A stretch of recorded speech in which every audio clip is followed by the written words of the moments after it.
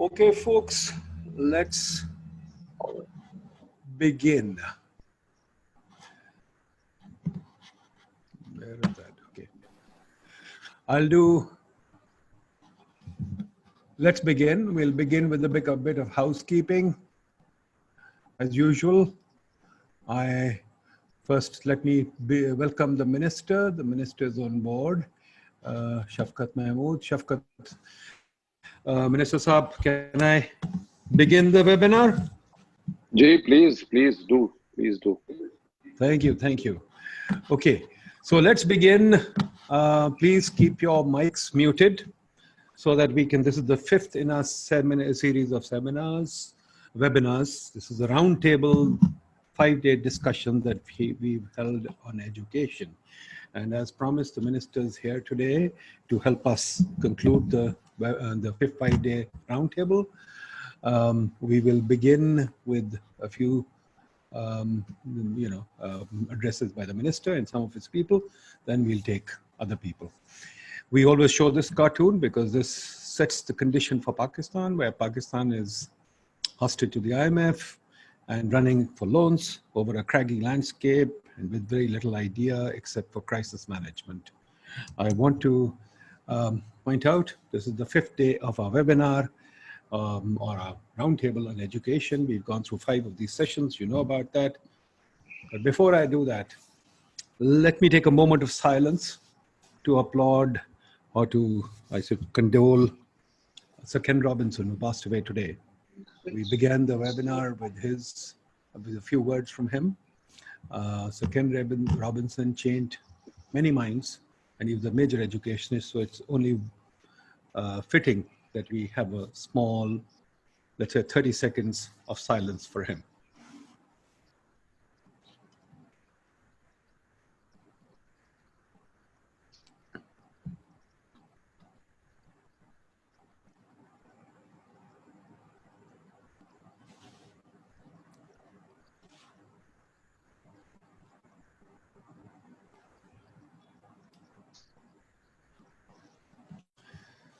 So, ladies and gentlemen, we are coming to the, I wouldn't say conclusion or an education roundtable, but at least a step forward.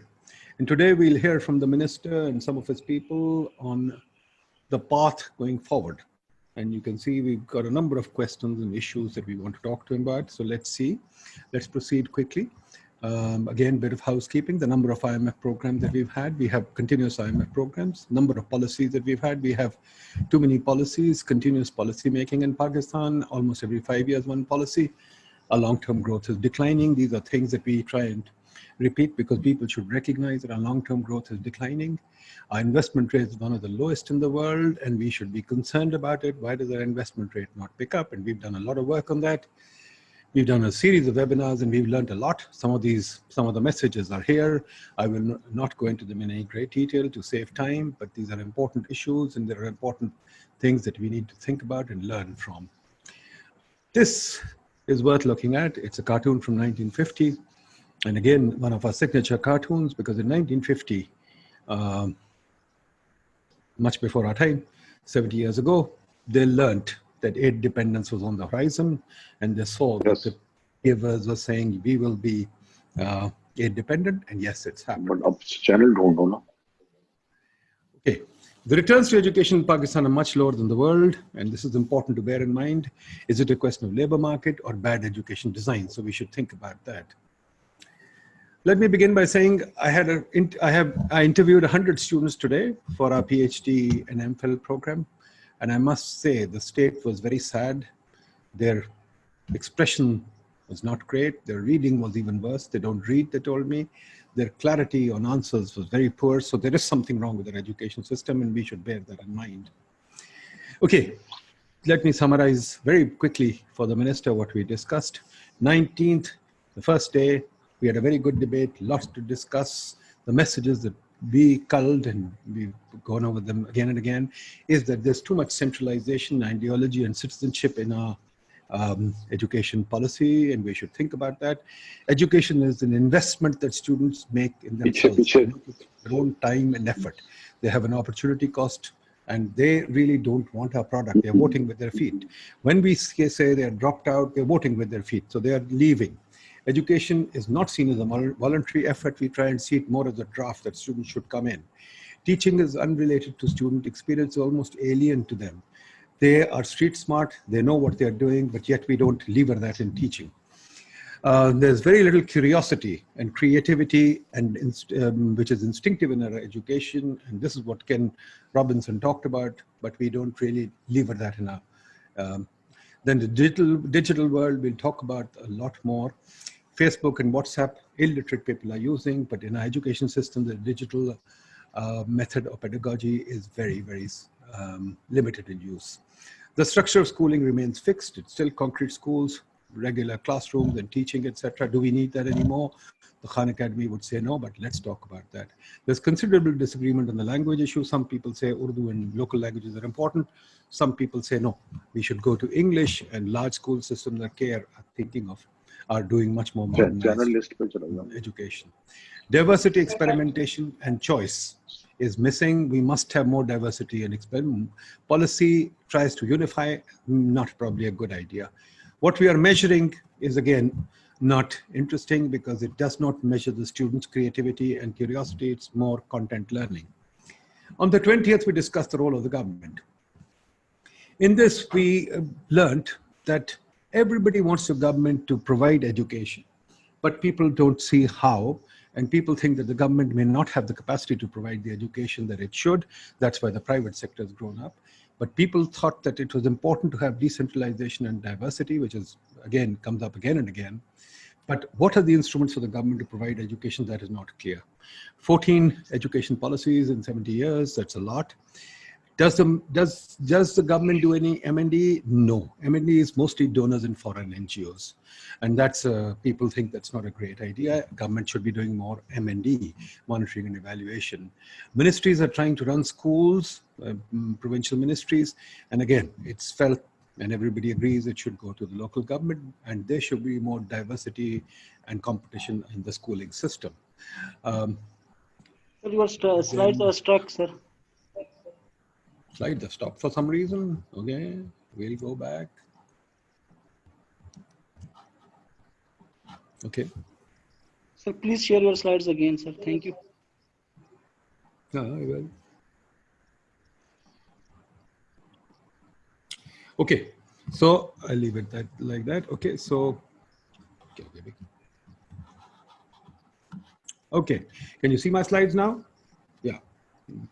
Yes, sir. On regulation, everybody felt that regulation is something that needs to be done, but again, without M&E, regulation is not possible, and regulation assumes a benign, all-knowing government, which is very difficult to do. Shanaz Wazir Ali and some others came up with the idea that it should be result-based management, more output-based management. We have much more input-based management because we measure dropouts and schooling experience years, etc., rather than outputs. There is a strong minority opinion that the government should be left to the government should get out of the business of schooling, should do much more management of schooling and let the private sector to provide services, educational services. But as I said, it's a minority opinion. Parent organizations and local government, local communities are important, but then in our culture, they don't participate much. So that's a huge problem. On the 21st, we talked about private-public partnerships.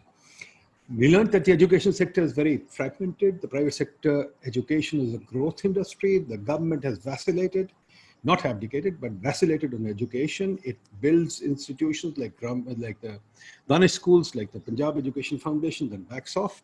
The government is losing share in the education market. Private sector has taken 60% in schooling. Quality of schooling varies with prices. The high-priced private schools have reasonable quality. Low-price private schools have grown in number. There are 120,000 apparently of them. Large number of private schools, we talk to them too, but they don't have the same quality of schooling. So the question is, social mobility remains low because he who pays gets more quality. Facilities in all schools are poor because all schools are built in houses. There are some purpose-built schools in the rich now, but most schools are built in houses. There are no playgrounds and extracurricular activity places. A more thoughtful approach is talked about as needed. Teacher training remains a complex issue despite 70 years of teacher training. Public-private partnerships are too complex for the government to manage. we are thinking of collaboration, but what collaboration can we have? There are a large number of taxes in schools. 24 taxes have been pointed out. Regulation is too onerous. So small schools are being kind of frozen out. In fact, there's a court ruling that small schools should be wiped out from houses, but they have nowhere else to go. So both the government and the private sector need to develop a thoughtful approach to education and more collaboration. A new partnership is needed based on M&E and research. And that is something that everybody felt should be done. On the 22nd yesterday, we talked about harnessing technology. And here we found the technology is a very efficient, low cost, no surprises, everybody knows that. But technology is really not just about delivering content over the screen. It has the ability to customize, individualize. As Ken Robinson said, we used to teach students in a military fashion, in a regimented fashion. Now we have the ability to have customized education. And as Khan Academy says, you can flip the classroom. All these things are very well known. How should we do it? That's the important thing. We need to reimagine schooling. We learned that through technology, we can really deliver low-cost education. We can lower our cost down to hundreds of rupees per student instead of thousands of rupees per student. How can we do that?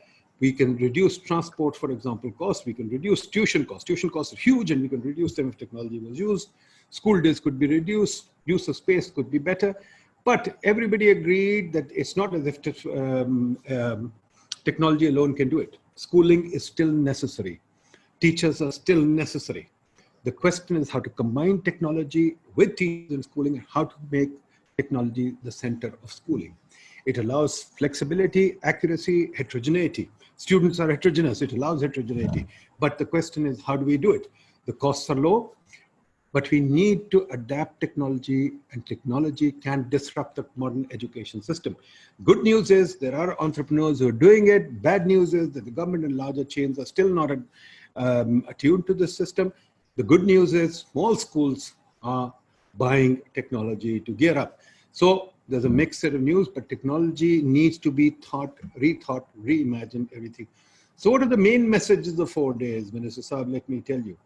Main messages are very simple, that education, yes, is a right of the citizen, and yes, it is your duty to provide it. But now it is the public-private collaboration that's at stake, because there's a large number of private schools.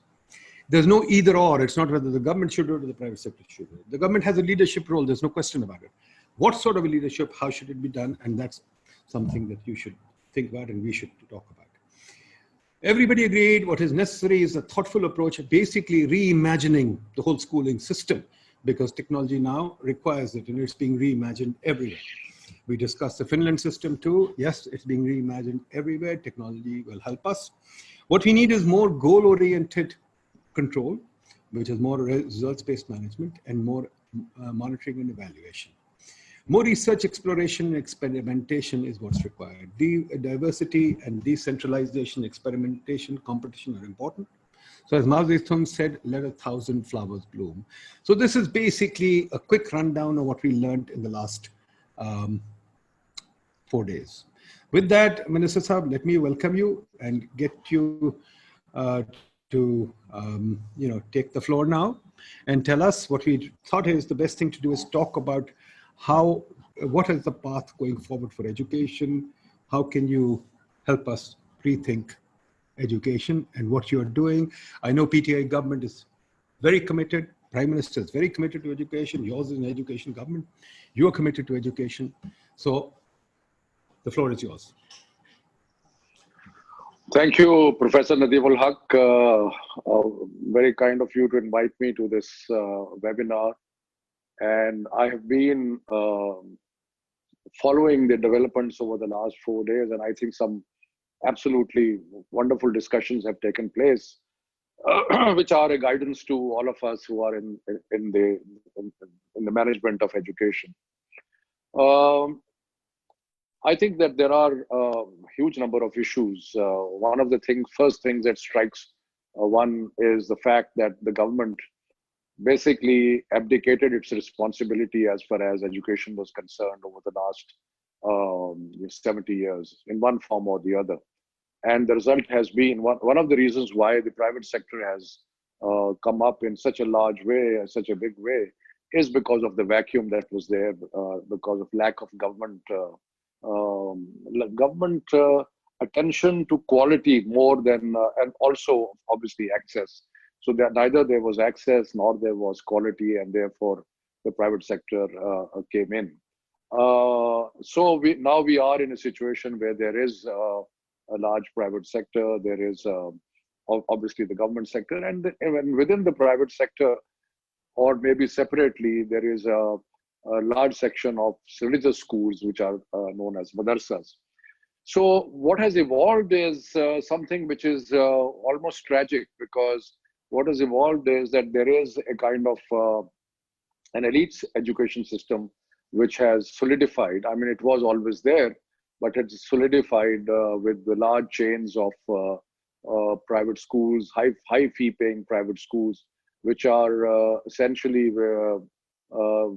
using English as the medium of instruction, having certification which come from outside, and so which is very different from what is happening in the rest of the country. The low fee paying private schools, the government, and the entire government sector, and the madrasas, they are in their own sphere. Government has its own metric, etc. The madrasas have Dars-e-Nizami, and we have, in a sense, the class system or the money differentiation which is there in our society, that is also very, very visible in education.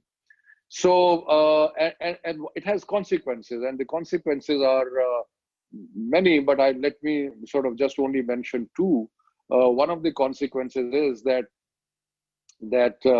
our society, our higher education system, our government language, our language of the courts, our language of the corporations and so on, is all revolving around English. So those who go through a certain class of a certain kind of education have a leg up for their entire life within the country, and everybody else, which is a large number of people, are just catching up. So there is an inbuilt lack of justice in the system of education that has been divided into three parts. Also, there are other consequences. I always say that for a young child from a madrasa and a young child from an elite public school, elite private school, if you make them sit in one room, they won't even be able to talk to each other.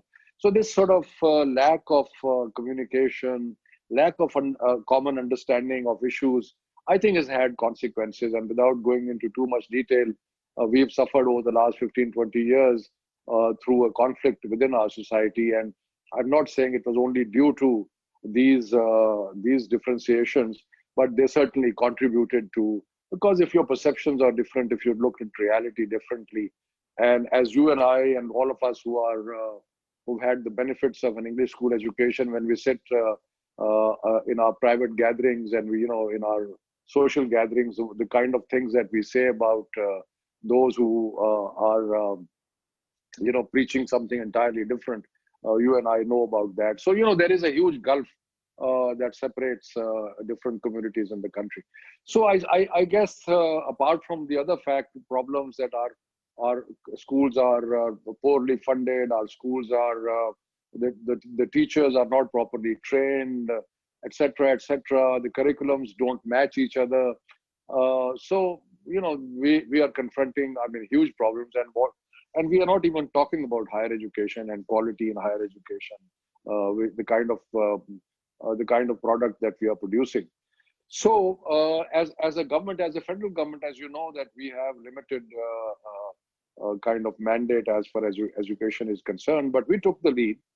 And one area where we had to take a lead was when COVID hit us. So we re-energized our Inter-Provincial Education Ministers Conference to take all sorts of decisions relating to education, things like closures, things like exams, passing exams, etc. Yeah, and we've done it very well.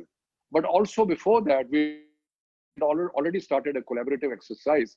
And in this collaborative exercise, we had decided, and it was part of the PTI manifesto also, we had decided that we can't equalize everything. In fact, that might take 50 years and may still not happen, because we've seen even in the best parts of Europe and America that no school district is similar. So one can't create uniformity in that sense, but at least you can try. But on the other hand, we've made a serious attempt at trying to address one of the issues, and which is trying to have a uniform curriculum, which applies to all schools in Pakistan, which is whether they are English medium, whether they are Urdu, government, low fee, or madrasas, everybody to have this same curriculum. So this has been a collaborative exercise done with the provinces, done with the Azad Kashmir, GB. We had tried to get all sort of sections of society involved in it. We obviously consulted practitioners, people who were directly handling education at the grassroots level. We put our effort on our website. Anybody can go and have a look at it. In fact, what is interesting is, at least to my mind, for the first time, there a serious debate has started in the country, more in the, and over here also you sometimes see a class divide, with Urdu press supporting what we are parts of the curriculum, and some people in the English newspapers arguing against some aspects of the curriculum. But it's a good thing that this debate has started, and we are learning from the debate. And in fact, in some areas where we discussed in our National Curriculum Council, in some things we have changed our mind also regarding, for example, regarding the same kind of textbooks for all schools. We've changed our mind on that. We are preparing a model textbook, but it'll be the provinces may choose to use that, and the private schools may choose to use something else if they wish, as long as the curriculum outcomes, the student learning outcomes are met. So anyway, this is just a kind of a brief thing, that one of the things that we decided that we are going to do. Of course, we are also heavily involved with madrasa reforms, in which we want all of those students also to come on to the national mainstream through our national curriculum, so that their students can take FA and FSC exams, and also find careers and opportunities which are available to all other students. So, I mean, this is one of the two or three things that we have been focusing on. Quality is a huge issue. Teacher training is a huge issue. And I'm glad that one of the subjects that you had, and you know, I don't know, I may be out of place over here by saying this, is that while absolutely fantastic analysis is made, the real challenge is that how do we convert that analysis and all the very wonderful ideas and what things should be and what things should not be, how do we create them, implement this thing? I mean, how do we create a mechanism, vehicles, where some of these fantastic ideas, some of these outstanding ideas, the best in the world, how do you go around implementing them? And that's the tough part, because we can have a fair amount of philosophical discussion about what schools should be, but then when you come to the real world and you find lack of resources, lack of money, rural-urban divides, low income, higher income divides, and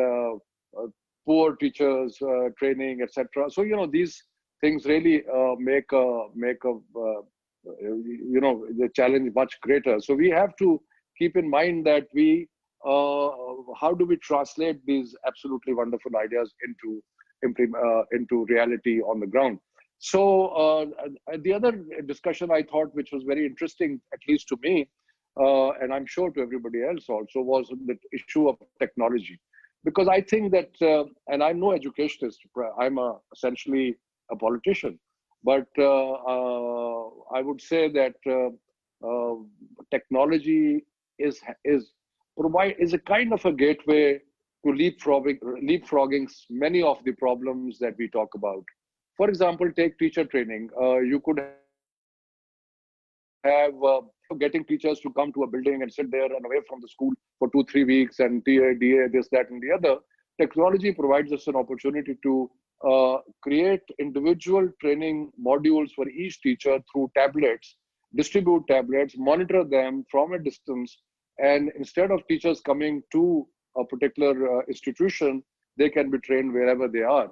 Similarly, adult education. Similarly, even in the schools, you can have the best possible teaching, or like, for want of any other word, lecture or pedagogy, whatever. The best ones can be beamed into any school anywhere. I mean, there's a small gadget which costs about 50,000 rupees, which is like a projector. You can project it on any wall, and you can, a lecture can be, a lesson can be given to the students in a rural, remote area, provided there is internet. That's why we are working specifically on internet these days, and the Prime Minister himself is taking a lot of interest in that. So, I mean, technology, and without going into too much detail, technology, to my mind, in a country like Pakistan, gives us huge opportunities. We have started a distance learning wing in our ministry. We are now trying to, we're having meeting with edtech companies, educational technology companies, so that new content is prepared. As you are aware, we started a tele-school within 15 days of the COVID, as it hit us. Within 15 days, we went on air with a tele-school. And according to Gallup, about 70 to 80 lakh people, children, 7 to 8 million children every day are tuning into tele-school. And this is an independent survey by Gallup. So I think that was a good, that was, a very important thing that we did very quickly. And now we need to develop it further. We have to have new content. We have to make sure, even the Khan Academy, we are getting translated into Urdu, so that we are, some of the Khan Academy lectures are also available. So anyway, a number of things, a number of ideas of relating to technology are being discussed in our ministry. We are moving forward. And obviously, the IPMC, the Interprovincial Education Ministers Conference, has become a very alive institution, which has allowed the federal government, which is with its limited constitutional role, to be able to move forward and, if I may say, take some leadership for all aspects of education. So I think I've spoken too long. I'll stop here. And maybe, if there are any questions from the eminent people listening to this webinar, or from you, I would be happy to answer. Okay, folks, I think you've heard the minister. If you have any questions, please raise your hands. Meanwhile, Minister Sahab, can you please, as people raise their hands and decide who wants to talk first, can you just give us a very brief idea, how do you expect in the new system to transition from the dominance of English to Urdu, as you said, or the local vernacular? And at the same time, when you've got, let's say, a variety of local systems, is the unified curriculum going to be able to coordinate the kind of uniformity that is necessary, or will you still allow more variety to take place? You see, it won't happen in a day. I'm not saying it will happen in a day, but what we had a national conference on language because we wanted to have this, all the experts come and guide us about the language issue. This was a very specific thing that we wanted to discuss. And the outcome was interesting because I was thinking differently, but the outcome was that almost everybody advised us that the language of instruction from grade 1 to 5 should be the language which a child can understand. So that should be the justification for whatever language you have. So what we decided was that wherever Urdu is spoken or is Raj, as they say in Urdu, or wherever it is being used, then use Urdu. But the provinces have the freedom to decide. They can use, for example, in Sindh, they can use, in most parts, they can use Sindhi. In other parts, we are interested in student learning outcomes. We are not interested. So I think in this way, the learning outcomes should improve. And English will be taught as a language, not as a subject, but as a language. And Urdu will also be taught to everybody. And a ladder system is being planned some of the curriculums already, like the TCF, etc., have this, where as you go into senior classes, English is going to become more and more the subject in which various subjects are taught. But the grounding would be in the language that the child feels the most comfortable in. Fair enough. Fair enough. Okay. Dr. Neelam Hussain from the grammar school system. Dr. Neelam Hussain, would you like to talk to the minister? Nadeem, are you talking to me or to Dr. Neelam Hussain? My Dr. hand is Neelam up. Hussain, I think she raised a hand. Which one of you now? This is the confusing bit. I've raised my hand. The non-doctor has. Okay, then go ahead. Then go ahead, I did Neelam. not. Yeah. Okay, fine. Go ahead, Neelam. My question, I've been looking at the national curriculum and the fact that it stresses fairness and that it is being designed in the interests of fairness and justice. Now, there are lots of things that can be discussed under this head, but the first thing that I want to talk about is religious education.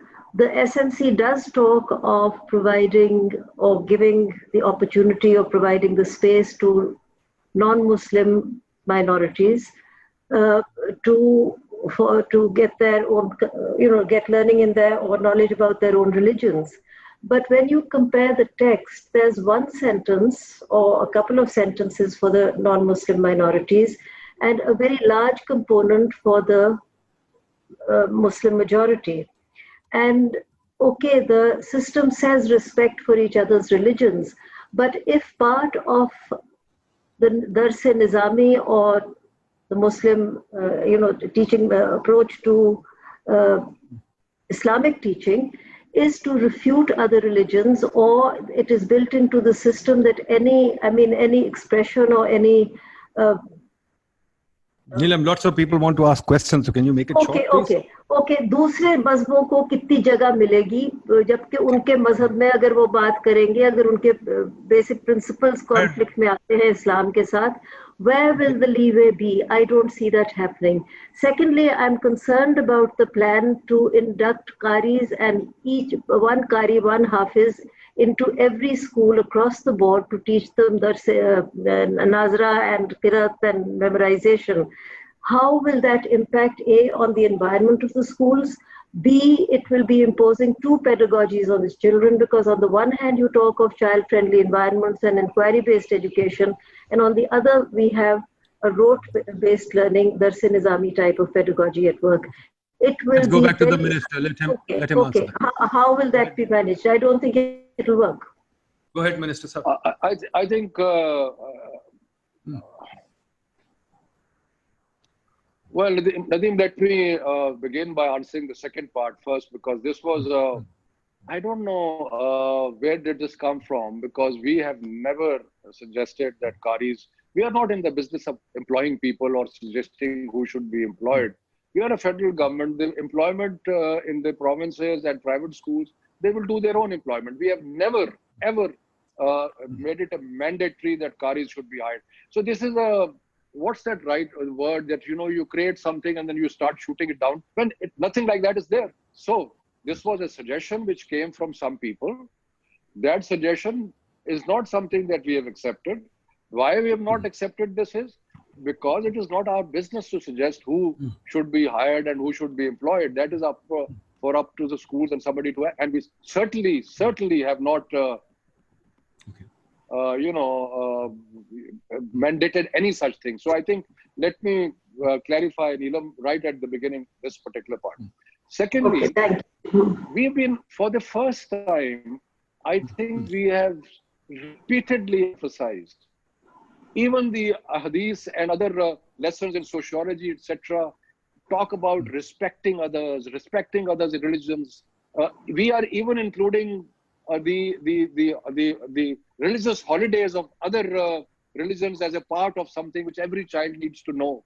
So, we have particularly focused on this, that there should be respect for the other religions, and also for the first time, instead of teaching ethics to students who are not Muslim, we have suggested that they must have their own, study their own religion. And therefore, we asked Mr. Peter Jacob to advise us on this, that what should the Christian students be studying, what should be the Hindu students be studying, and so on, so that we can have a curriculum which is reflective of what they want to do. And so, and as far as the curriculum for Muslim students is concerned, it builds on what was started in 2006. Then there has been an act of parliament in 2017 during not our government, before our government, which says that Quran and Nazra is compulsory for all students. And I don't think there is any need to be, defensive about it. Yes, our Pakistan, our majority, vast majority of the parents want their children to be educated in the basic tenets of Islam. But we have tried to make it as simple as possible. And Mr. Rafiq Tahir, who is part of this seminar, will tell you exactly that in the class 1, there are very few, very short things that a student should know. So we have tried very hard, and we have also said that instead, if Arabic becomes difficult, the translations can be read also. So in other words, we have been very, very conscious of other religions, very conscious of diversity, very conscious of, in every way, we have made sure that our textbooks don't contain anything which is derogatory about anybody else, which does not distort our own religion. So, that is why we're preparing model textbooks. So I think while the concern is genuine, but I don't think there is any particular effort by the government to, either, increase the level of teaching of different subjects, or force or discriminate against any religion. Thank you. Risham Najam of Grammar School, director at the Grammar School, a young director now. Risham, can you please? Ji, Assalamualaikum. So, Minister Saab, I think the intention behind the SNC is hard to argue, to provide equitable education for each one of our children. And there's no doubt that the current government has shown a commitment to education. Being a person who studied and worked in education policy, and then now has gone into working with a sizable school system for the last several years, research has shown, and my experience has been, that people don't behave in the same way. This is not to say that many best practices can't be replicated across various learning institutions, but Pakistan, first decentralized its education system and came out with a new education policy in 2001. And several years later, UNESCO found that one of the reasons it was not successful was that rather than being piloted, it was implemented across all regions simultaneously. So do you feel that piloting a program, studying what works, and what does not, and then replicating best practices might not be more beneficial than making the policy widespread from day one? Ji, Minister Saab. Well, yeah, I think on the face of it, there is, this sounds like a very good, reasonable idea. But, the policy graveyard is full of pilot studies in our history. And I think that one of the reasons why we haven't gone the pilot route is because we want to get things going and we want to get things done. And otherwise, we'll just be doing pilots for years and years, because there will be so many different pilots that are necessary. So I think we took a conscious decision that if we actually want to go ahead and do it, well, let's go ahead and do it instead of doing pilots. And secondly, the NCC is a live, ongoing institution. If there are difficulties somewhere, it's not as if that there can't be any changes. The review process will continue, but we are committed to, at the moment, hopefully with all things being equal, that by April 2021 we'll have the class 1 to 5, and I think good ideas that came from some of our educationists was that you start with class 1, 3, and 5 by introducing your curriculum. So I think that's probably we'll do by April. But Minister Sahab, let me also ask you, we have talked quite extensively in the last 4 days on school governance, and especially school governance as it comes to the government sector. And there's a strong feeling that the governance system in the public sector of schools needs to be localized and needs to be evolved and developed. So I think that's one important subject that I think we'd like to hear from you about. The second thing is, given that 60% of the schools are private, and there is now kind of a pushback against the large private schools, but there's also a large number of small private schools. In fact, the small private schools are providing education to something like, from what I heard yesterday, maybe 10 or 12 million students, which is a large number of students. So how can the government assist the small private schools to grow and to provide their entrepreneurs at work? How can they be helped to extend, or not just extend, but to improve the quality of their work? So the public-private partnership dimension also, I think it would be good to hear from you. I think this is a very important subject, and in fact, one of the impacts of the school closure is going to be on the low fee private schools, which are the largest number of schools in the private sector. And because parents, in many cases, have stopped paying fees, so many of them are going under. I've taken it up with the Governor State Bank, and we are pushing it very hard that there should be some special package for these institutions. The governor felt that they have issued a policy, or have a policy for loans to small businesses, and schools can also apply there. But then there are collateral issues and other things. I'm also now in the process of trying to see if through the SAS program, if we can support some of the teachers who have lost their jobs in the private schools. So, I mean, this is a very complicated issue, but I think I must confess that this was not on the radar as much, but after the COVID emergency and all, the fate of the low paying private schools is certainly become very, very important. What about the management of your public schools? I think the management of public schools has been debated a great deal, and I personally always felt that the parents should be involved in the management of schools. But then there were counter arguments that the school headmaster should actually be the person gathering everybody. So I think to come to the main point, I think the parents must have a role, and without their role, management on just by teachers is not enough. Okay, let me bring in Abbas Rashid.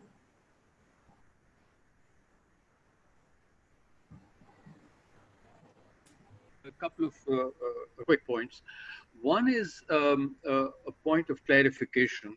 So I'm of course very glad to know that from 1 to 5 provinces are free to adopt English as the medium of instruction. But no. They're free to adopt Urdu or their mother language. Right.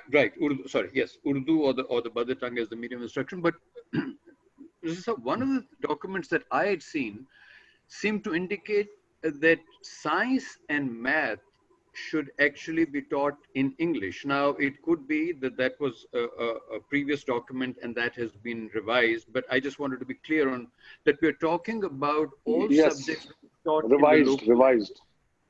Right, it's been revised. Because the only way to teach English well and properly is to teach it, as you were saying, as a language and as a skill, rather than as a subject or as a medium of instruction. So that's one thing out of the way. Right. The second has to do with technology. Now, I know you've pushed back a little on piloting, but in a way, I think it is better to give it a little time and then go ahead with a large scale whatever enterprise. But in any case, I think, as you said, you've been in touch with edtech firms like Knowledge Platform, Tele Taaleem, Sabak. Now, I'm just wondering, what is that process of engagement? So I think maybe there is a need also when we talk about bringing technology in and a partnership between the government and the private sector, firms like these, some of which are doing very good work. What is the best form of partnership and engagements? Just like what is the best way of producing a good quality textbook? So I think some of those things are kind of, since we are all agreed on the role of technology, what is the best way in your view of going forward? Okay. Well, thank you, Abbas. The first, I just want to elaborate a little bit. Just to demonstrate that we don't have a closed mind. I mean, I originally thought that science and math, because that is going to be, taught all the way through, and sciences should be taught in a language which people are going to use later on, etc. But then when we had the national conference, and everybody advised us against it and said that it's important that the concept should be understood by children and they won't understand it. And then I remembered that when I was in school, in class 1, I understood absolutely nothing because I didn't know English, and I was pushed into an English school, whereas I spoke Punjabi at home. So we have completely revised. Now English will be taught as a language, and it will not have any. All of the subjects would be in the language that children can understand. The second point on technology. Again, there are many things which are evolving in this, but what we have done is that we have. There are some donor-supported projects which are coming in, and through Allama Iqbal Open University and others, what we are going to do is actually ask for edtech firms to come and bid for various projects of developing content for various classes and so on and so forth. So we hope that through federal government money, the edtech sector as a whole is going to sort of get up and become more and more proficient, and because we'll be putting serious money into content, and I think that's where an opportunity will be created for edtech firms to bid for them and develop new content, and also develop their abilities and so on and so forth. Ji, Kurutulayan Sahaba, Kurutulayan from Balochistan.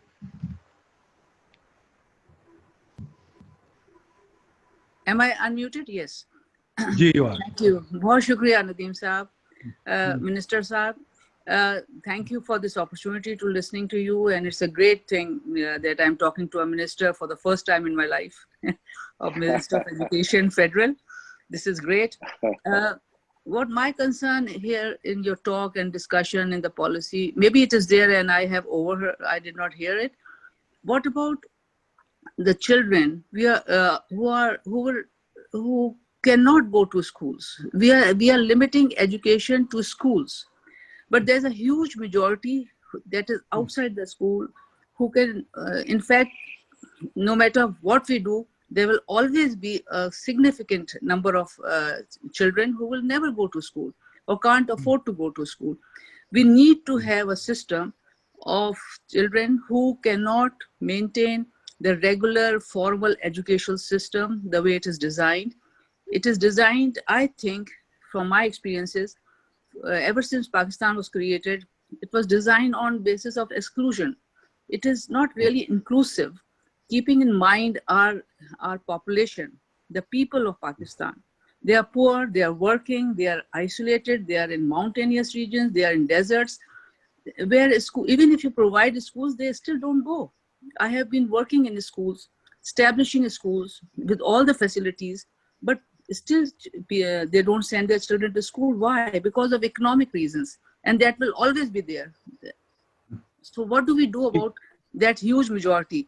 Okay, I let's have get the been minister's proposing, answer. sir, I have been proposing to create an equalizer. Supposing there's a cobbler, a child who's making shoes, a child who's producing something and has not been to school. Design a program that he has a fast track, maths, vocabulary or English, Urdu, something, and give him that credibility of a 10th grader, a certification, because he knows life skills. He's just missing some literacy skills. So we need to have a fourth dimension too, for the excluded population, who is going to remain a large number in near future too. Thank you. Okay, fair enough. Ji. I think it's a very good point, and out of school children are almost 20 million, so which is a massive number, and a huge indictment of our entire effort over the last 70 odd years that so many children are out of school. And we did an experiment in Islamabad where we identified 11,000 out of school children, and we were able to enroll 7,500. But then we ran into a brick wall because, particularly between the ages of 10 and 15, we found it very difficult for students to be retained in school because the parents, because of poverty largely, felt that school was serving no purpose for their children and they wanted them to work and earn some money. So therefore, I think some of the ideas that you're talking about are very important, life skills and all. We have excellent learning programs. There are different ALPs that have been developed. I'm hoping that technology will be helpful in this dissemination of accelerated learning programs.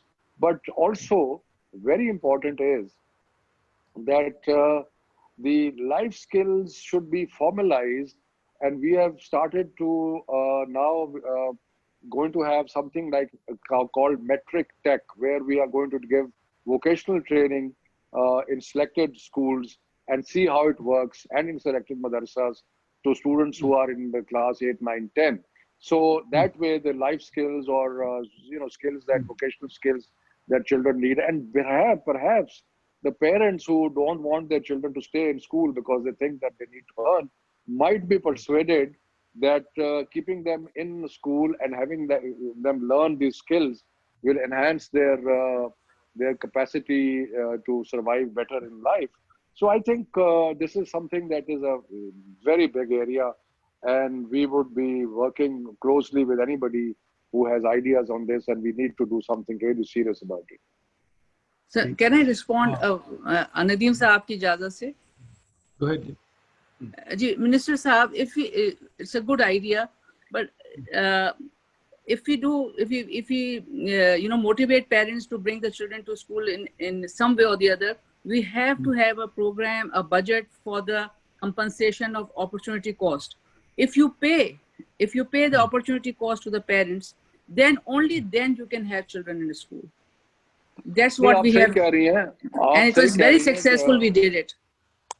नहीं, आप सही कह रही हैं, लेकिन अब आप जरा ओवरऑल अगर आप फाइनेंशियल सिचुएशन देखें और देखें कि how much money can be, so I mean the idea is not bad कि बच्चों को, पेरेंट्स को पे किया जाए to send their children to school, but इस किस्म के और भी आइडियाज हैं कि अगर आप स्कूल मील्स प्रोग्राम शुरू कर दें जिसमें आप बच्चों को खाना दें, और that could be N incentive for, फिर उसके अंदर देखना है कि वो करप्शन की नजर ना हो जाए, खाना शुरू करें तो फिर खाना. So there are so many issues involved in ये जो सब्सिडाइज्ड, नॉट सब्सिडाइज्ड, यानी कि अगर खाना या पेरेंट्स को पैसे देने, लेकिन ये we will work on this, लेकिन ये थोड़ा सा apart from the resource constraint, इसके जो मॉडल है ना, that has to be a model that is workable.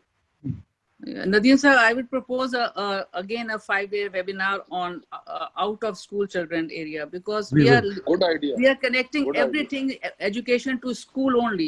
The school is not the only way to educate. Gurudwaran Sahaba, we will definitely do it. We'll entertain all ideas. We are not closed to ideas. We're totally open to ideas. So we'll do it, inshallah. Thank you, sir. इस series में miss हो गया, इंशाल्लाह अगली बारी करेंगे. Professor Nadeemullah is doing a great job. Yes, ensuring that all ideas are. Bela Jamil, well-known figure in education, असर lead करती रही हैं. Bela Jamil, बताइए. Just a short suggestion for the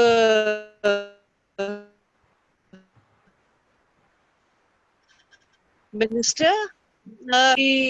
Complex, as you yourself well know, as you are navigating through it, it's a very tough time, and we do not know even 15 September will happen, or schools may open and shut. And I was just thinking, with all the stress and lots of things that are happening, certainly other times, do you think it might be a good idea to push the academic year next year to August 1st, so that it happens after the holidays, And meanwhile, children have a good chance to catch up, feel not so traumatized by having galloped through a curriculum, finish the syllabus, and you have a little bit more time, breathing time, to launch the new curriculum in August or after the summer holidays, rather than have Well, आपकी आवाज ठीक नहीं आ रही. an लेकिन academic I think year Minister has kind of understood the I've got the question. Go ahead. gist of is I've going got the to gist of what she's be saying. so Ji, I think she squat. has understood. Go ahead, Ji. Honey, I've Minister got Sahab. I've got the मैं बोलूं Yes, I mean, something to think about. मेरा ख्याल she can't hear us. okay Go ahead. Go ahead. Minister Sahab, answer. Go ahead. well, I think I've got the gist of what she's saying. I think it's an interesting idea. मुझे तो बल्कि बहुत सारे लोगों ने ये भी कहा है कि why do we have our school year starting in April? Why can't we have our school year starting in September? So that's one of the things that we're going, but it's linked to exams and boards and how boards work and making sure that the results are in. You know, these are massive exercises that need to be done. But I think it's an interesting idea. Let us see. I'll discuss it with the interprovincial education ministers conference, and we'll sort of see what people think. But at the moment, we are committed to September 15 opening, but final decision will be on the 7th.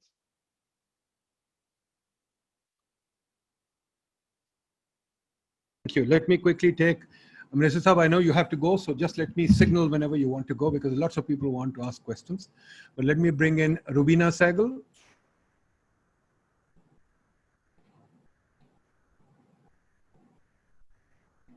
Rubina Sehgal. Yes, can you hear me? We can. Go Now ahead. we can hear you. Okay, okay. I had a couple of questions, but I'll try to keep them very brief. One is, of course, the traditional allocation to education, which has never gone beyond 1.9, say less than 2% of our GDP.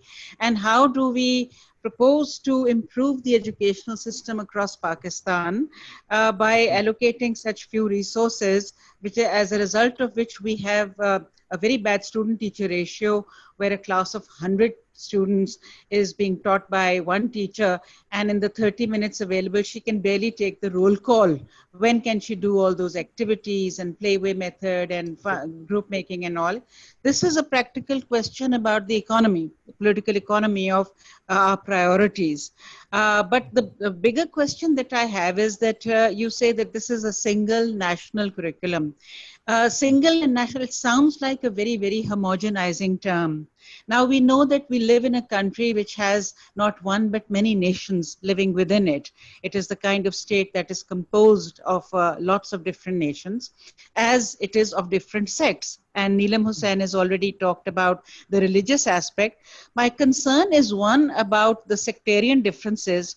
If Islamiyat and Diniyat are catering towards one particular sect only, because they mention the Khulafai Rashideen, already I think that we are excluding the Shiite population. Already we are, because obviously madrasas and religious education is by definition sectarian. Each madrasa teaches its own sect. I think the minister's got the question.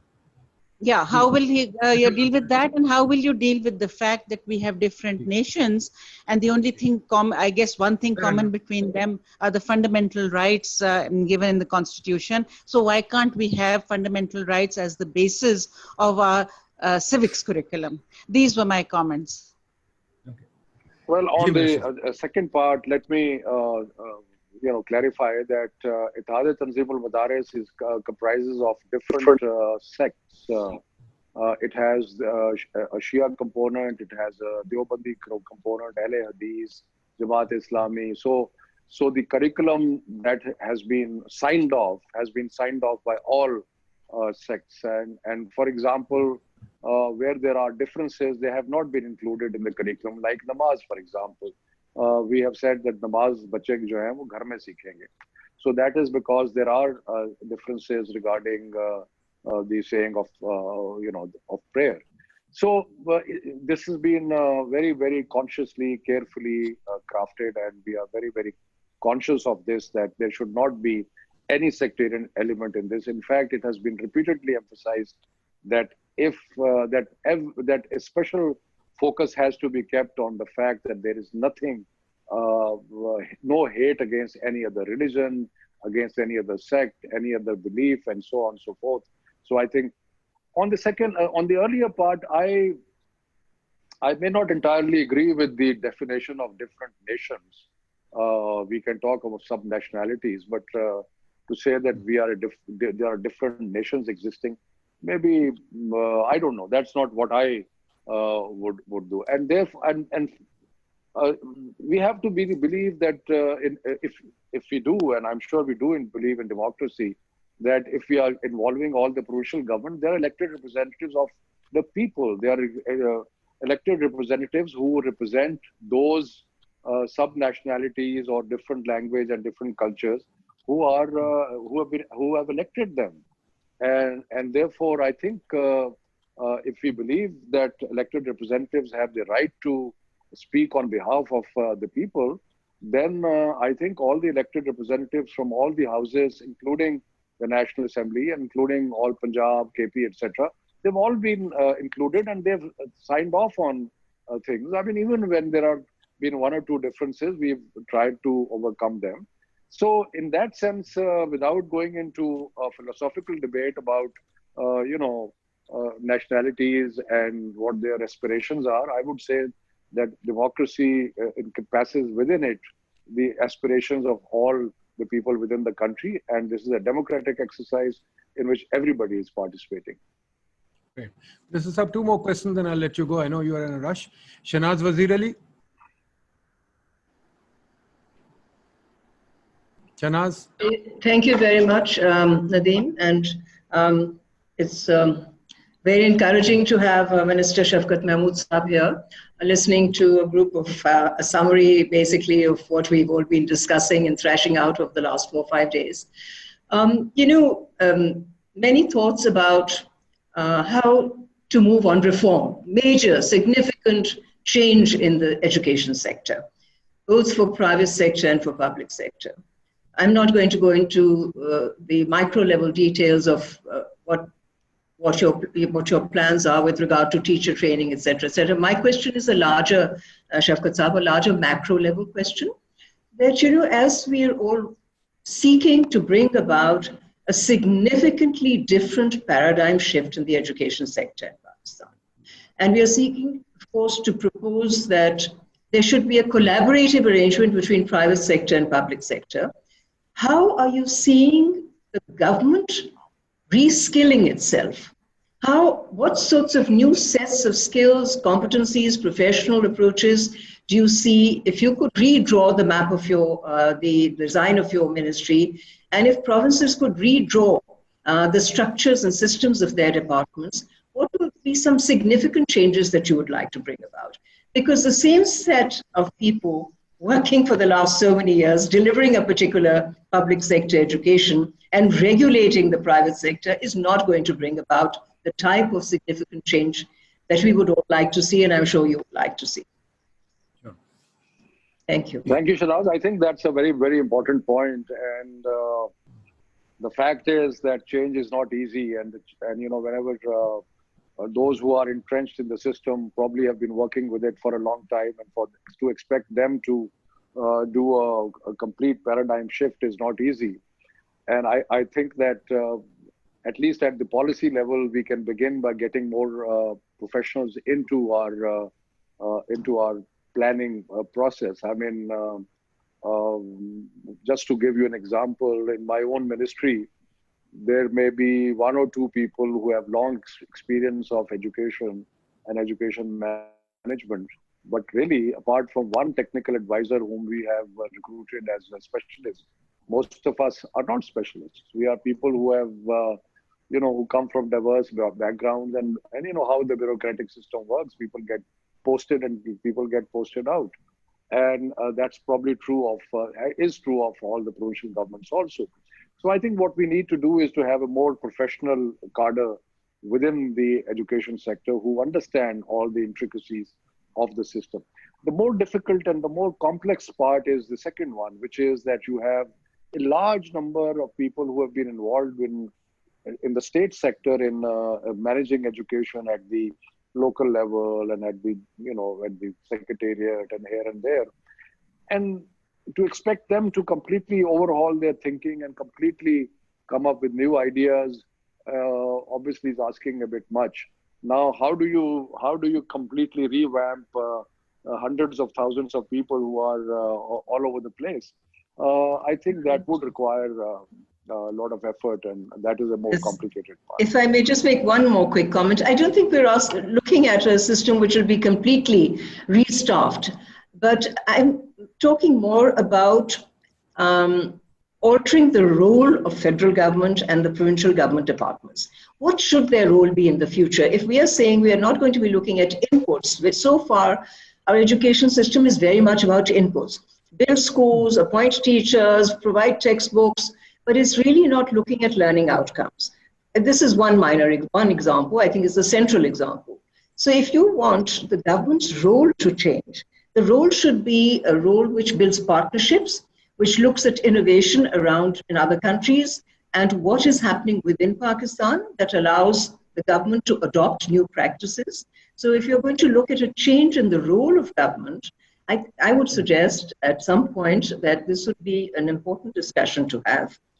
Certainly, I don't think you can suddenly have more than 200,000-300,000 teachers leave their jobs or restaff all secretariats. But definitely role definition is required. Sometimes change comes through disruption, and some level of disruption has to take place in our thinking. And I say our because really we're in it all together, public sector and private sector. There are huge advantages that private sector brings. And there are, of course, huge state systems that the public sector has. So I would strongly leave with you the thought that please do look at a continuing set of engagements, not just the single national curriculum, but much beyond that. No, I agree. Shanaz, you've had a lifetime of experience of working in education, and you are one of the top professionals in the country. So I entirely agree with what you're saying, and we are to some extent already working on some of the ideas that you to give it more attention. Absolutely. Neelam Hussain, Dr. Neelam Hussain. I have another commitment, so last question, if you can take this. One more question. Yeah. Last question, then we'll let you go. Can you hear me? Hello. I said last question and we'll let you go. Hello. Can you hear me? Oh.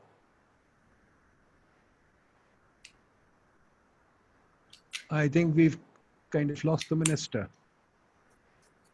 Can you hear us now? I think I lost your voice briefly, Nadeem. Can you hear us now? Yeah, I said last question. Last question, Dr. Neelam Hussain. Go ahead. Neelam. Dr. Neelam Hussain, now you wanted to ask. Go ahead. Neelam, can you hear me?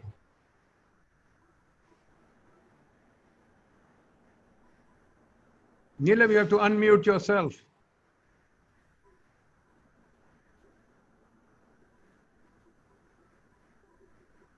I guess she can't hear me, so that's okay.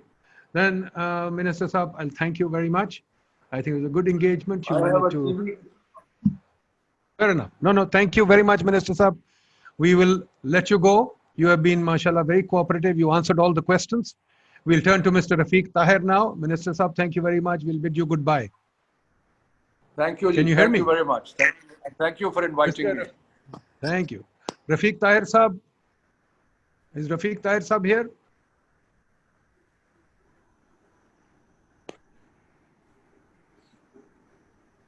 Rafiq Tahir Saab. No, sir. Rafiq Tahir Saab hasn't joined so far. He hasn't joined. Okay. Ambreen, is Ambreen here? Ambreen wanted to say something.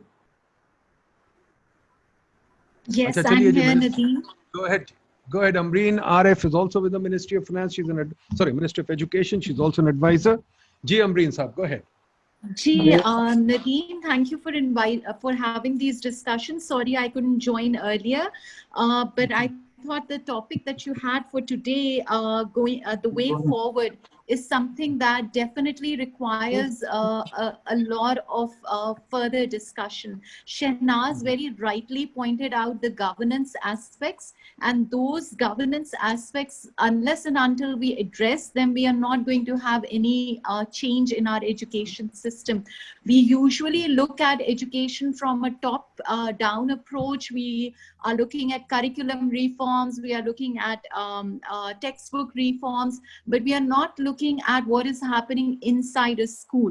I'll give you an example. We had about 5 years, more or less 5 years of a CM sitting with development partners and looking at data every single day of one of the largest provinces of Pakistan. And despite doing that on a quarterly basis, we still did not see any change at the school level, because we were looking at the issues from the provincial perspective and not at the school level. So we have to look at how schools are governed at the district level, the large public sector approach, and we have to move towards school-based management and school-based leadership. We've had many pilots where work on head teachers, principals brings a change at the school level. We have examples of divisional public schools that work, which have a good board, but we are not taking those examples and building on them to improve the schools from within. I'll use this opportunity to also answer a couple of questions that were raised.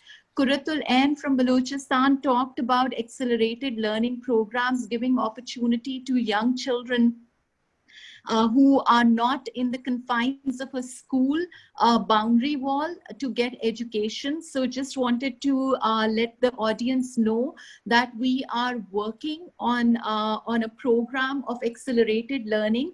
We have a national education, non-formal education partners group at the ministry level. They've looked at the accelerated learning curriculum of all the provinces, and we hope that we will be able to digitize and offer certificates for that. So that is something that we will be working on. And if there is any advice on that, we look forward to that. Abbas talked about looking at public-private partnerships for edtech companies. And that is something that we have also started working on. And we have a smaller group. Bela, who was talking earlier, is part of that group. And we'll be formalizing the terms of references for that EdTech group to look at how a government partnership with EdTech companies can improve what we are doing in teleschool or distance learning or schools without boundaries kind of an approach. So those are some of the things that I wanted to add on to. But I think if we have to talk about looking at a forward-looking perspective, we have to take into account what Shehnaz Wazir Ali just said about governance and looking at how we do reforms differently. We have fancy people who come with their laptops at the top level, while at the school level, we do not even have toilets or boundary walls. So that's something that we have to look at for education reforms. So Ambreen, tell us, what are you doing about it? You're in the ministry now. So with the minister gone, Mr. Rafiq not here, you have to answer the questions now. Please tell us, school governance, the minister also did not fully answer that question. Why are the provincial ministries managing schools? Why are they transferring teachers? Why are they posting teachers? This is something that we started discussing when I was 25 years old. Now I'm 70. So that's a long period of time that any reform should be implemented in 45 years. Now, why can't it be done? Ji Ambreen.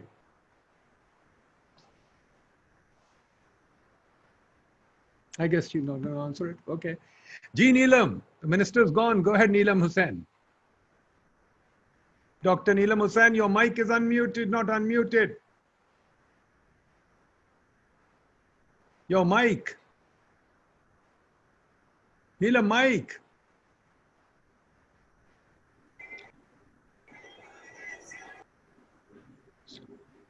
Okay, there it is. Sorry, I lost power and I really apologize for that. No problem. There were No some problem. very pragmatic problems with regard to private education.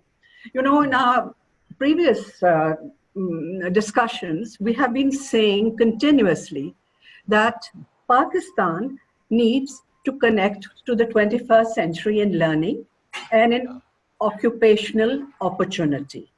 Now, the social aspects of education, which are about providing a fair audience to provincial languages, which is about economic equity, etc., has to look alongside at the fact that by doing this change in curriculum, the educational institute I represent, at all levels, from preschool to A levels, to O levels, A levels, and University of London, has to ascribe to Western standards of learning, which, as we have talked previously, from which accrue the real jobs in the world.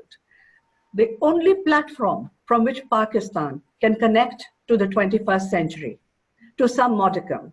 Now, as a practitioner, there are certain things I think we should consciously be prepared to lose out on. One of them is that as soon as every school, especially those which offer foreign exam and whose parents have a different set of aspirations, opportunities, and means, the first thing they will do is withdraw children, because this thing about first the curriculum being changed, which is not linear, either horizontally or vertically, to the requirements of the O and A level and the University of London examination. So they don't belong in that elementary section. The second thing that will happen is that there will be a lot of people who will simply migrate to countries which offer first world opportunities of education. Now, who are the people who can migrate and have a choice in 21st century education? The educated professional people in Pakistan. There will be such a huge brain drain. If I had to choose Neelam, between I appreciate what you're saying, but solve the problem as well.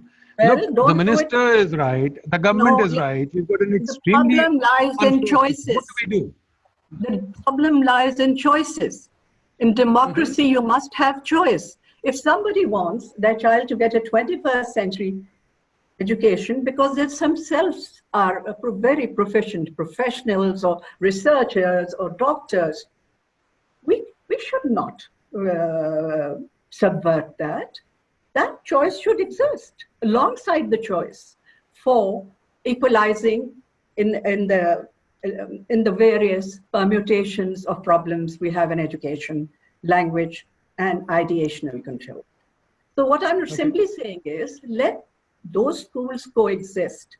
Because, you know, I have seen that when people migrate, and these are world-class professionals, scientists, doctors, professors, the first thing that puts them off is the standard of schooling their children will not get if they're in a school in Pakistan. So एक pocket to छोड़े ना to service the professionals. आप world bank से लोगों को लाते हैं, आप IMF से लाते हैं, आप UN से लाते हैं, आप साइंटिस्ट लाते हैं, आप साइकाइट्रिस्ट, सर्जन्स, वो सब तो चले जाएंगे ना? Fair point, fair point. ठीक है जी. Okay, let me bring in Amreen Gilani. Amreen, now let me just, before you come in, let me just say, we are at the point of concluding. Let's try and put our heads together and talk about the way forward. The way I look at it is, unfortunately, we are still sitting with the same mess that we were sitting with when I was 25 years old. And I think in my grandchildren's time, it'll be the same thing.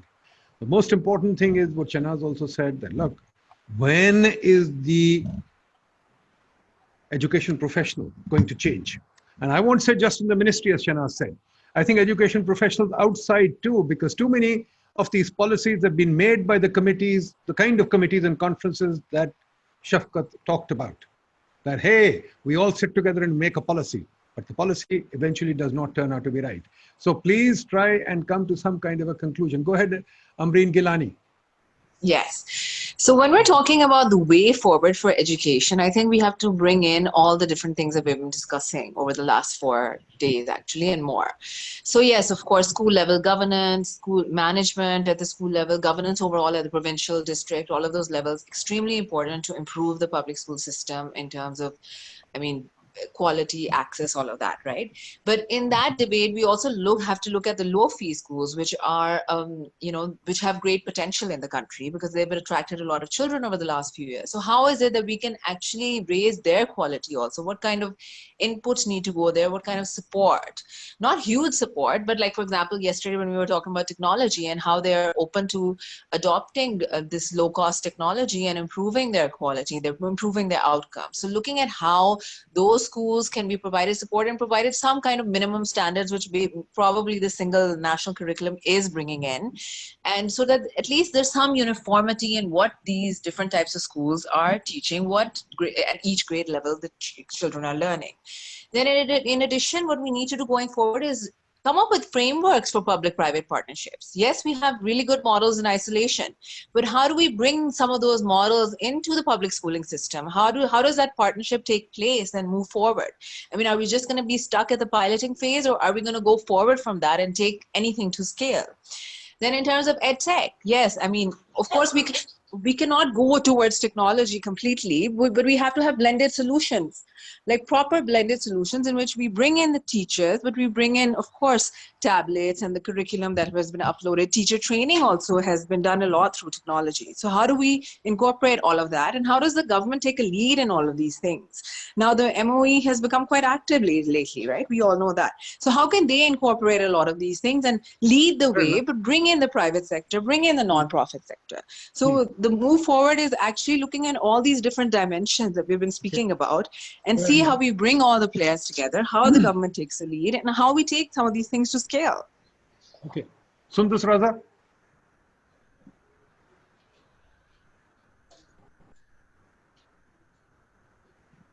Sundus Raza? Hi, Assalamu alaikum. Go ahead. I have like 2 points which I just want to raise here very quickly. We all are talking about inclusion of technology and tele-schooling and all this thing. During COVID, there is a massive shift toward the online education. And me being sitting in a very developed country with a very fast internet connection and every resources at my hand, find it very difficult to teach my son online at home all the time. We have to consider the fact that school also have a very hidden function of child minding facilities also. I mean, you send a child to a school for 8-9 hours, and they act as a very good child minding facilities also. So you have to keep in mind that me being a PhD, it was really difficult for me to juggle my work and teaching my son. So there are now very recent studies which shows that how parents are impacted by the fact when you totally switch on to the online education.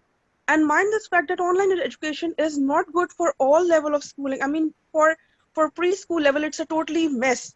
You cannot teach 5-year-old or 3-year-old with the online system. Yeah, it will be good for a secondary school student or for a university student, but it doesn't work for all. Secondly, one point which we totally missed in this whole debate, because we're talking about the education, our foreign missions, our embassies don't involve in educational diplomacy. Missions are sitting in foreign countries, they don't create any linkages with the universities. I mean, why there are so much embassies outside Pakistan? If they don't... Sorry, Sundus, we have an education counselor in almost every embassy. They are, but they don't create any linkages. I can see India doing a lot of educational diplomacy, but not Pakistani. Fair point. Fair point. This is my point of concern. Fair point. Fair point. Alia Khan?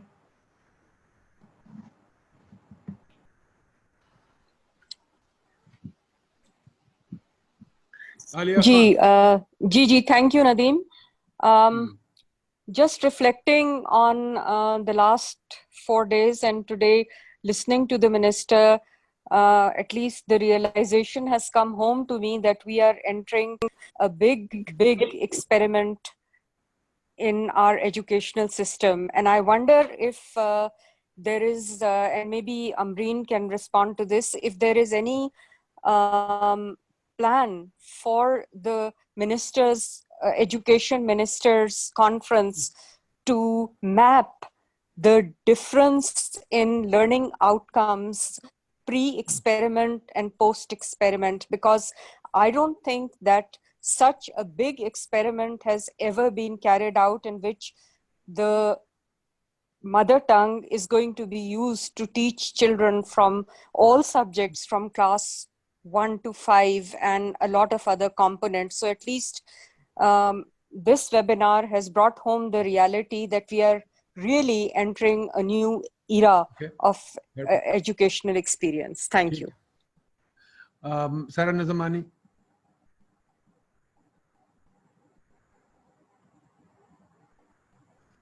Assalamu alaikum, sir.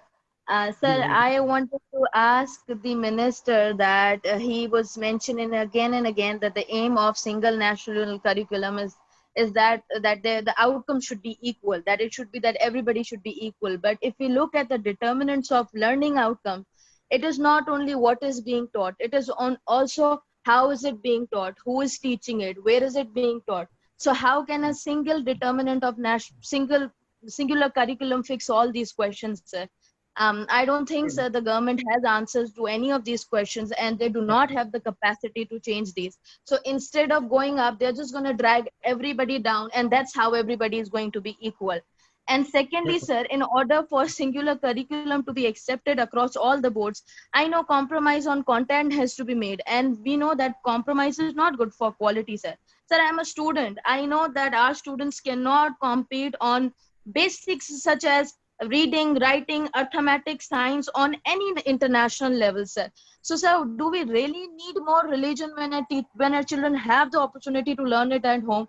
Why not give them qualities that can actually make their chances of succeeding at life, making their incomes better? Tarbiyat should be. That's it.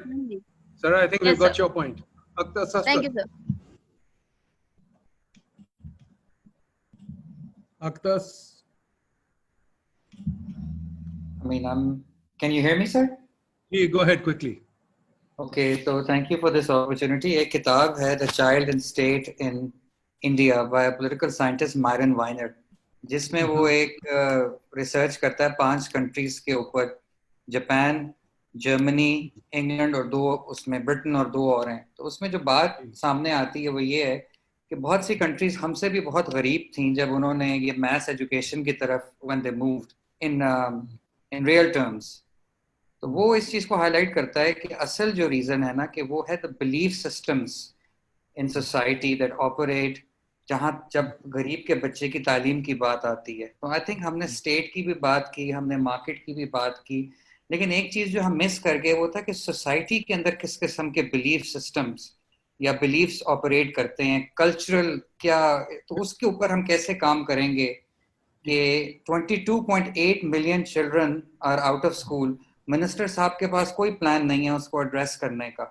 50 million वैसे बच्चे students हैं system के अंदर और 22.8 are out of school. तो ये एक बहुत ही बड़ा लम्हा फिक्री है हमारी सोसाइटी के लिए. इसके ऊपर कुछ काम करने की जरूरत है ऑन एन इमरजेंसी बेसिस. और यार इसके ऊपर काम हो रहा है जब से मैं बच्चा था. इसको छोड़ दे, इसके ऊपर बचपन से बात हो रही है. हर कोई खून के आंसू होता है कि हमारे बच्चे स्कूल में नहीं है. मेजर करो. छोड़े ना यार. ये क्रोकोडाइल टीयर्स बंद कर दें. देखें, ये क्रोकोडाइल टीयर्स बंद कर दें. हम नहीं चाहते बच्चे पढ़े. अच्छा जी, राबिया शाह, लास्ट क्वेश्चन, इसके बाद कोई नहीं मैं लूंगा. Rabia Shah.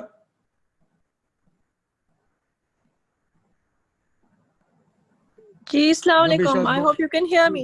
Yes, I'm here now. Ji, I thought कि आज का topic था single national curriculum. So even though I don't teach at a Pakistani school, I have gone through the document in as much depth as I could. I will admit that there are some things that are fantastic in there. मैंने जो उसमें math और English के जो learning outcomes देखे हैं, मुझे नहीं पता कि आजकल के आपके टॉप प्राइवेट स्कूल्स भी वो आउटकम्स अचीव कर सकते हैं इतना आसानी से या नहीं. But where I differ with all this is yes one I think के उसमें रिलीजन कुछ ज़्यादा ही ज़्यादा कर दिया है. And I had listen to this other I believe it was another discussion where Dr. Chugtai had said कि नहीं हमने religion जो है इस्लाम और हर चीज़ से उर्दू से इधर से उधर से पाकिस्तान स्टडी से निकाल के हमने इस्लामियात में डाल दिया है. सो उसका बेसिक वही है. But I think that is wrong क्योंकि apparently by grade 5 बच्चे को पूरा कुरान पढ़ने आना चाहिए और काफ़ी सारी उसमें हिफ्ज़ भी है और हदीस भी है. चलें एक तो वो बात हो गई कि जी रिलीजन और हम सब ने Quran okay, this is a sweeping statement, but everybody I have grown up with, हम सब ने कुरान घर ही में पढ़ा था. तो उसको स्कूल में ले जाने की मुझे नहीं मालूम कि कितनी ज़रूरत है. दूसरी ये बात कि जहाँ पर पाकिस्तान स्टडीज़ और सोशल स्टडीज़ और ये सारा कुछ आ जाता है, I am a firm believer that our strength as a nation is the diversity that we have. And to impose yes, figureheads or important personalities such as Muhammad Ali Jinnah and Iqbal are important, but I think ignoring local heroes is not the way forward. So I think bringing it down to district level, letting at least the provinces decide what they want to teach their children is of utmost importance. Otherwise, hoga kya? Even if we were able to get these 23 million children and more into schools, होगा ये कि some years down the road हमारे ये मसले मसाइल और ही बढ़ते जाएंगे कि जी ये superior है वो superior है. So I think the single national curriculum, if they were to just limit it to math, English, the 3 R's, so to speak, because they're not going anywhere, whatever we might think. Let the others, let the provinces and other local governments decide what they want to do. Okay, great. We got your point. Dekhi ji, let me just now, in closing, ask you just a few questions, our panel of experts. Ek to ye hai ki ji, I don't think the single national curriculum is going anywhere. It doesn't matter. We've had many experiments in Pakistan. Jo aap keh rahe the abhi, Alia, we've had many experiments in Pakistan, no problem. We've had Zia's experiment, we've had this experiment, that experiment, it doesn't matter. We will continue to do what we will do. It will be done badly, that's all, but it doesn't matter. But let me ask you a simple question, all of you experts. We don't have a culture of learning as we started off saying at the beginning. In this webinar, the webinar that we have, we find participation is always low. Yes, we get 125, 150 people, but divide that by 220 million, it's nothing. When I go to a seminar in America, physical seminar in the US or UK, there are 500-600 people easily and more, maybe 1,000 people. Even in bookstores, book readings have 400 or 500 people. We have no learning culture. Second, I interviewed, as I said, 100 students today, and I discovered 2 or 3 things very important. One, they don't read. They are not learners at all, period. And we've got Zainul Abidin here, HEC person, Zain Saab, I haven't questioned you before, but I want to bring you in now, if you will talk about it. None of our students read. Our university students, our graduates, MPhils, MAs, they proudly say we don't read. They proudly say that the only reason I want to study further is because I don't have a job. So yes, we'll offer everybody single national curriculum. Where are the jobs? I didn't ask Shafqat this deliberately, but I think it's important. Where are the jobs? If there are no jobs, what are we doing? Creating more PhDs without jobs? Because half the students who came today to seek a PhD, they were 28, 30 years old, and they were only studying more because they found that they can't get a job, so they felt they should study more. Now, 2 things. A, we don't have a culture of learning. 2, we haven't communicated to our kids learning, and we are just saying, okay, go ahead, language, this, that, etc. We are talking about it. Yet, despite all the education experts, and I read so many education experts nowadays, everybody's got a PhD or an MA in education from Harvard, and everybody's advising the ministry. So we are not creating a culture of learning. We are creating education people who got World Bank jobs, who are development professionals, and our students don't have a job. So please tell me, where does all this fit in? Solve the puzzle for me. Put the jigsaw together. Zainul Abidin Saab, pehle aap bataiye. Thank you very much, Dr. Nadeem. So actually, I've been listening to all of this discussion during the last I compliment you on that, Zansab. You've been here every day. I haven't bothered you. Sometimes I have to switch off because of some other reasons actually. So, I mean, my impression about the things that you have just mentioned, especially about the reading culture actually, is that this is a serious problem, especially in our education system. And one of the things that I also feel, I mean, we have recently given training to some of our PhD graduates actually as part of our initiative at NAHI. And but we found out that there was one question that was asked to a batch of like 50 or 60 PhDs actually. That which one is the recent book that you have learned or you have actually studied in the past year or so actually, and majority of them have actually answered nothing. The ones who have answered in positive, they said that they have read Shahab Nama actually. So I mean that's the kind of problem. So it's a real problem actually. But the other thing that I also wanted to raise here actually, I know you have been discussing this Finland's model of education as well.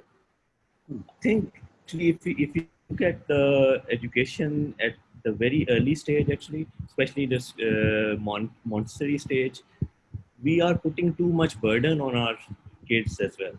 So that is also something that actually somehow I would say kill the creative thinking and the learning process in the kids from in the very beginning years actually. And we are putting too much pressure on our children as well. So that's another area that we might have to look at, that why are we actually starting our kids to learn about very difficult subjects actually at the age of 3 or 4 years old, and why can't we delay that process to maybe a few more years actually? So that's, I would like to hear comments from other experts in the panel here actually. What are their experiences and how would they like to see that? So any of our experts will tell me, Abbas, will you tell me, who will tell me that, Risham, are we supposed to give kids educations to be our servants? Where are the opportunities? Why should these kids get an education from you guys? Neelam, anybody? Can I just have a quick word, Nadeem? Please. Okay, I think I would like to endorse, to begin with, Zainul Abidin Saab's point. We kind of front load our system too much with difficult things, with कि ये भी कर लो, वो भी कर लो, 5वीं तक सारा कुछ जो है वो या आधा कुछ हो जाए जो भी हमने सीखना है. So I think that's a very important point. Our stress on passing exams also encourages rote learning. It adds to the burden, and when you start perceiving education as a burden, it's no longer an exercise in exploration. It is no longer an adventure. There is nothing endearing about education. And I think when it's the point that you raise about culture, Nadeem, is the very important one. And I think a lot of this has to do with teaching and learning to the test. Libraries, if you remember, in the neighborhood, there were libraries in schools. So all of those things have now gone away, or in most cases. And so the whole idea of recreating a culture means that, especially if you're talking about children, is that you have to create more stories. You have to sort of engage children to begin with. So it's not just books. Also, when we talk about technology, when we talk about any of these things, we talk about television, radio. So you have to bring children back from where they are, where reading is no longer on the cards. So I think this whole business of focusing on exams, and I think that is where, while all of us are stressing technology, as we must and should, but the point is that you could have a classroom which is technologically very well equipped. But at the same time, and now I'm giving you a concrete example, I have been to more than one school where they have the tech support, but there is virtually no library to speak of, and children are teachers are freely admitting that children don't really read books. So I think that is again the kind of challenge that we have to get a lot of things in shape before this culture comes back. और उसके बगैर ना technology कुछ करेगी ना teacher कुछ करेगा. Thank you. So any last words by the panel, then we'll close. I think anybody wants to say anything, tell me now. Nadeem, if I can make a quick comment. I don't think it's apropos of the last issue raised on by Abbas, but you know, talking about disruption, you were talking about degrees, and you were talking about the quality of students that are going in for PhD. And you know, I mean, I think it was just yesterday's news, and has come out even before that Google has categorically announced that it does not need degrees. It's not looking for degrees when it's going to give jobs. And in fact, it's recently announced a 6-month certificate course through Coursera, which is going to cost a person $50 a month. And in 6 months, the person is going to be equipped to get a job which can range between $75,000 to $100,000. You know, so the world is really changing very, very fast. And we're really much behind the curve on this. And now all the new ones, you know, that club of the Facebook and Netflix and the others, FAANG, they're also moving in that direction. So if this will be a big blow to higher education in the West, especially in America, because there'll be lots of young people who will have just finished high school or maybe have done a year or two of college, and they'll go into taking up Coursera 6-month certificate courses. So the world is changing very, very rapidly. And I think this is one of the central questions for Pakistan. We're still very much in the old mode of bringing about change and reform. So I'm beginning to really look increasingly at what some of our younger members have been talking about. How can technology is a platform, like Zulfikar Saab said. It's a platform, it helps you to do certain things, but what do we want to do with it? It is not the solution, it's just the medium to a solution. And I think that, you know, we need some very, very radically different types of thinking going on within public sector and private sector. It can only be through collaboration. The innovativeness and the experimentation and the entrepreneurship is all sitting in the private sector. It's not sitting in the public sector. Public sector is iterative. It does the same thing again and again. And like our schools. Let me also check. I think, do we have Nafisa Shah with us? I thought I saw her. Ji, Nafisa Shah, are you here or not? Or have I missed it? I thought she was here. No, she's not here. Okay. Fair enough. Ambreen Bibi, I think I'll give you the last word since you are from the ministry, and then we'll close it. Ambreen, can you speak on behalf of the ministry, please? Ji, thank you very much. Speaking on behalf of the ministry, thank you for organizing these debates. Although I wasn't able to participate in all of them, but I've been following the conversation on WhatsApp. You've touched on huge issues, and very honestly, there are some issues that are not just in the education, embedded in the education sector. They are beyond the education sector, in the governance and the institutional reforms as well. I'll give you an example. We tried to get a better leader for the Federal Directorate of Education that manages 430 schools in ICT, and it took us 1 year to get the rules and the regulations adjusted to get the kind of person who would be a good leader for those 430 schools. That is the amount of time that it takes to sort out the bureaucratic hurdles that surround education, and not just education, also health. Pakistan is obviously going to move at a snail's pace. So those are some of the issues that we have to resolve and work on. We keep talking about the teacher not doing this in the school, or learning not happening at the school level. But unless and until we focus on the energies of the teacher and what they are learning, I don't think that we would make any change at the school level. At the Federal Ministry of Education level, we've started looking at the 423 schools in detail, and we've started working on small reforms that we hope will target the school and will be from the school lens and not from the top lens, from the top level. Unfortunately, or fortunately in this case, we haven't had the opportunity to look at the reforms that are happening at the provincial level.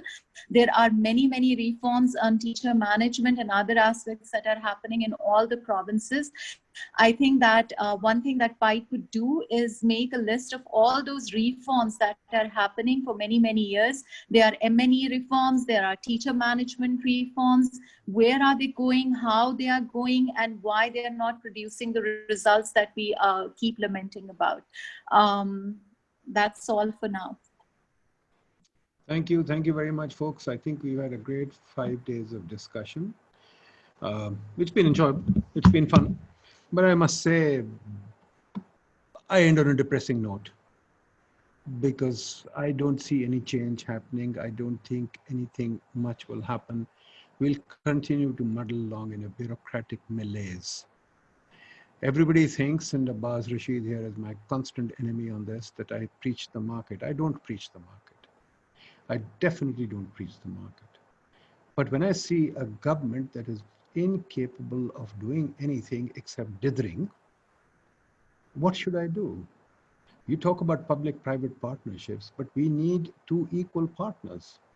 If the government is just stuck in dithering bureaucratic detail, incapable of learning, incapable of participating, as I keep pointing out to you, we've had 5 webinars on education, and from the provincial and the federal ministries, there is hardly anybody, in fact, none. Ambreen is the only one who came today.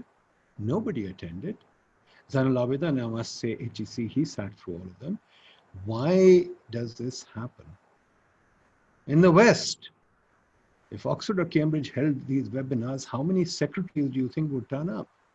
In the US, if this webinar was held at Georgetown, you'd see half of the education department sitting there and engaging.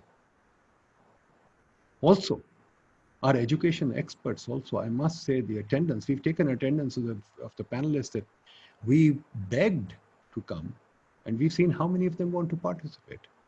They want to participate in donor-managed webinars, seminars where they can get $500 a day or something and work under an Adam Smith International white person. That is the culture we've got, ladies and gentlemen. Let's not blame anybody. We don't have a culture of learning. We don't have a culture of debate, understanding. We want to pontificate and not listen. I've worked with, I hate to say it, I've worked with 10 Nobel Prize winners. And I've sat through their workshops. Gary Becker, the man who invented the term human capital, for 50 years conducted his webinar or his seminar every Tuesday, and he never missed one. And he was always listening, never speaking. This is the culture of learning that we have to have. Here, HEC Zansab, this is what I wrote in my book too, and I repeat it. HEC has not created a culture of learning because there are no webinars, seminars, and nobody wants to attend them. It's a culture of examinations. And that examinations, Abbas Rashid is right, that culture of examinations, where a student told me the other day on Twitter that your examination system is gamed at the photocopying machine downstairs because we get everything from the photocopying man. So that's the culture we've created, ladies and gentlemen. Students come to me looking for a job, looking for this, but they are not ready. And I'm afraid we have failed, and there is no thinking, no fresh thinking. We all have to get out of our silos and start to think again, start to come together to learn. But if we can't do that, yes, it's wonderful to sit in Punjab Club, but can we come together to learn as we do to drink? Thank you very much, folks. All the best. We shall do it again. We shall take this up again. We shall take other topics up again too. We'll keep trying. PIDE will keep trying. I hope we can engage people. Thank you all. I thank you from the bottom of my heart for helping us. Thank you. All the best. We've learned a lot.